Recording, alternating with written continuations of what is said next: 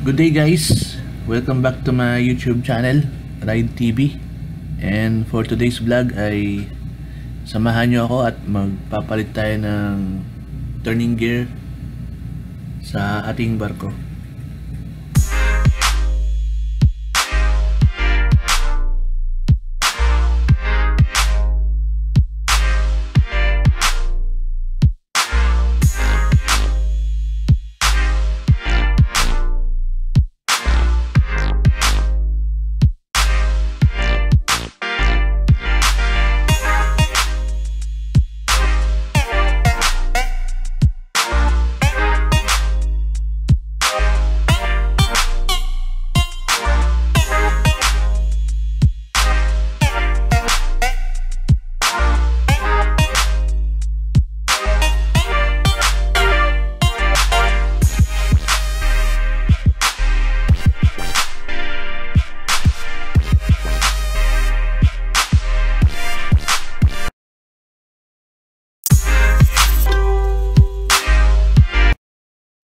Hello guys, and welcome back sa YouTube channel ko, Ride TV.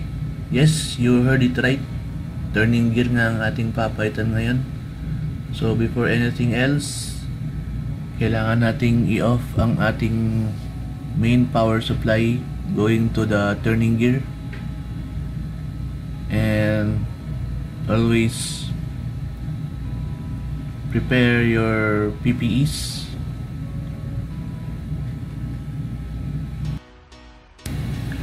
Also, the engineers and the engine crew ay kasama sa gawain ito. So, better prepare all the necessary tools and equipments. And also the permits, guys.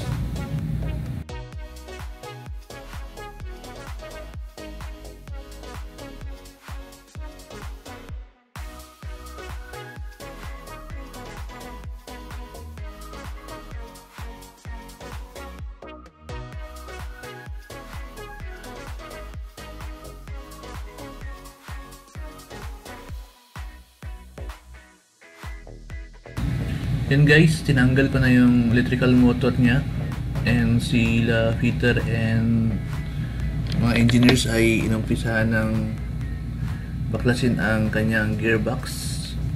Since ang problema ito guys is not electrical, it's more on the gearbox of our turning gear. So bali-bali na ang bungi na ang ating mga gear sa loob ng turning gearbox niya. So kailangan ng palitan.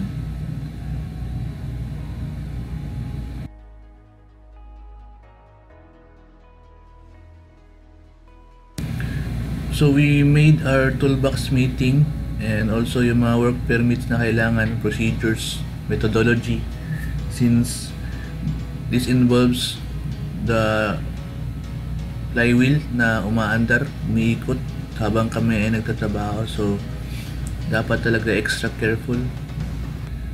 Yan guys, so let's proceed.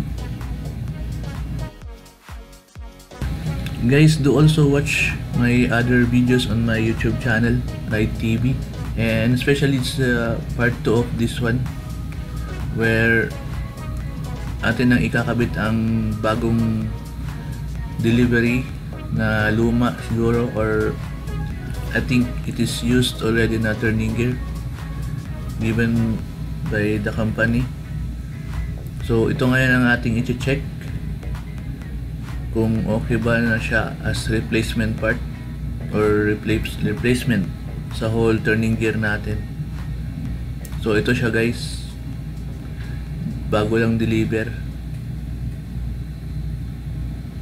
So we will have to check.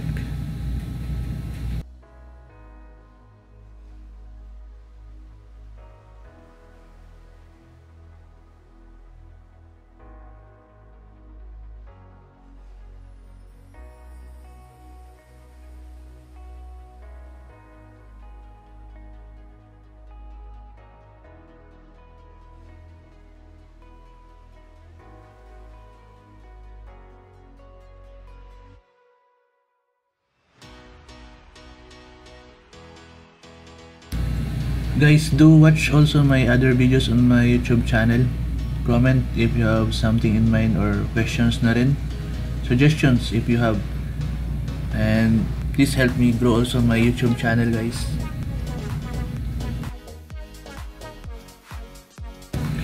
Here guys, magbi-visual inspection muna tayo.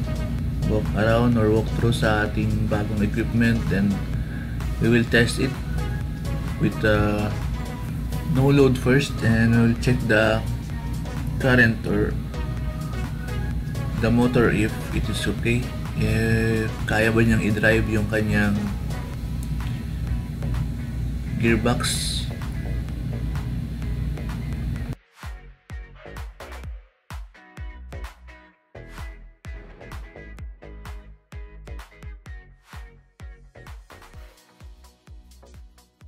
Ito na guys, naka-setup na ang mga kailanganin mga tools, mga sling, mga for lashing, and mga hydraulic jacks. Yan, may cable tie na rin for wiring. And yun na siya guys, binaba namin sa may lower floor ng ating engine room to be ready for the installation. Thank you guys for watching, and please also watch the part 2 of this video, and hope you like this video guys. Please subscribe, like, and hit the notification bell for more of my videos. Thank you.